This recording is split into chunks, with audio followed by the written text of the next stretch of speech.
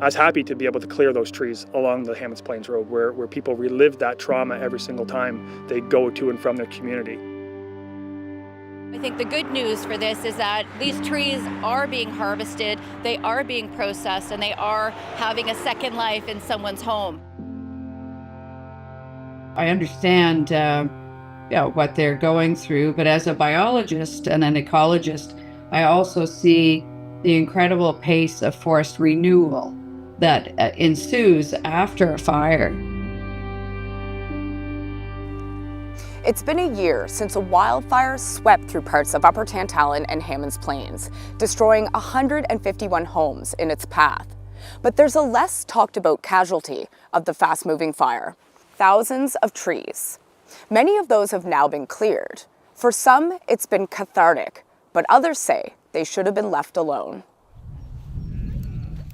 This is part of life at Forest Kids Early Learning in Hammonds Plains. But it wasn't possible until recently. The trail to their outdoor classroom has been littered with burnt trees, blown over by high winds. Come here, you guys! Having many of those trees cleared away means little feet can march down the path once again. Well, you caught us at a good time because we're kind of getting used to it now. If you had asked me a couple of months ago, I probably would be crying right now, but we are getting used to it. Coltwitz is one of many property owners working with a group of organizations to have burnt trees cleared from their land. Matt Willett of Wagner Forest has been spearheading the effort. He says many people didn't have insurance coverage for landscaping. Willett says the fire was intense enough to kill the softwood trees, but it only burnt the outer layer. The inside is still perfect for lumber. We targeted the softwood. They're the trees that are going to blow over. They're the trees that are going to, that they're certainly not going to survive, and that have a really good end use. They're literally going back into the homes that are being rebuilt in the community. That's right. The lumber from these trees will likely help rebuild homes here. That's because the mill they're headed to sells their products locally. It's not hard to pick out which trees at Freeman Lumber came from Upper Tantallon and Hammonds Plains. The 200-year-old mill in Greenfield has tweaked its scanning and sorting technology to figure out which has a scorched outer shell, given that's not normally an imperfection they deal with.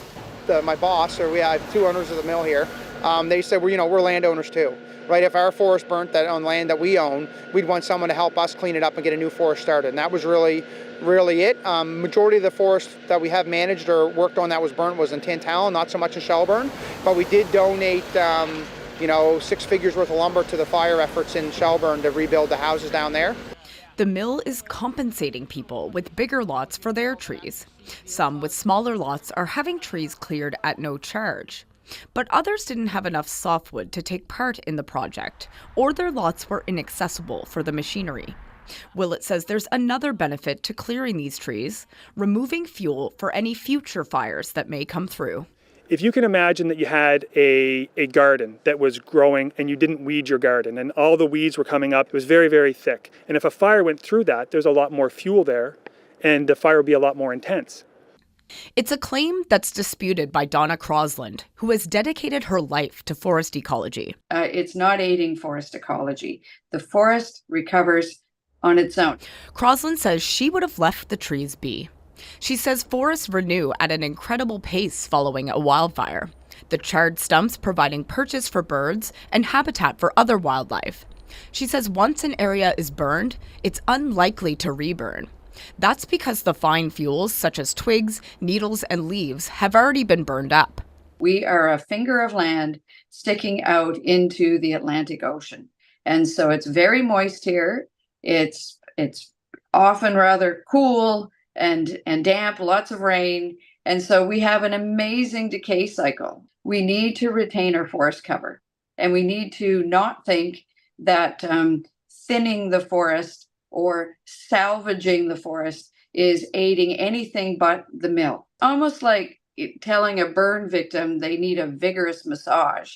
No, you need a period of healing and care, great care. Whatever the best practices are, the priority for some residents is to be rid of the scorched trees so they can heal without the daily reminder of what happened.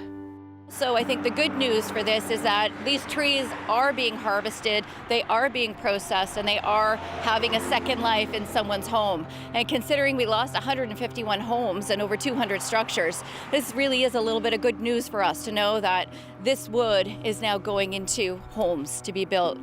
This fall, tree planting will be happening across wildfire-impacted regions. A group of residents from the Upper Tantallon area have applied to Nova Scotia's Thriving Forest program, which uses federal and provincial funding to plant trees. And Freeman Lumber will be helping with tree planting efforts in both Shelburne and Halifax counties.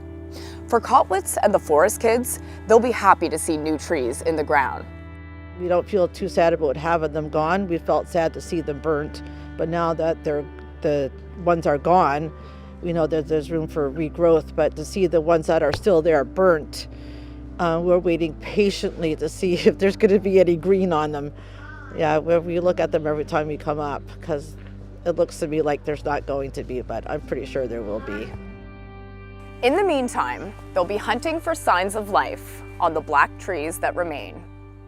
Allie Thomson, CBC News, Hammonds Plains.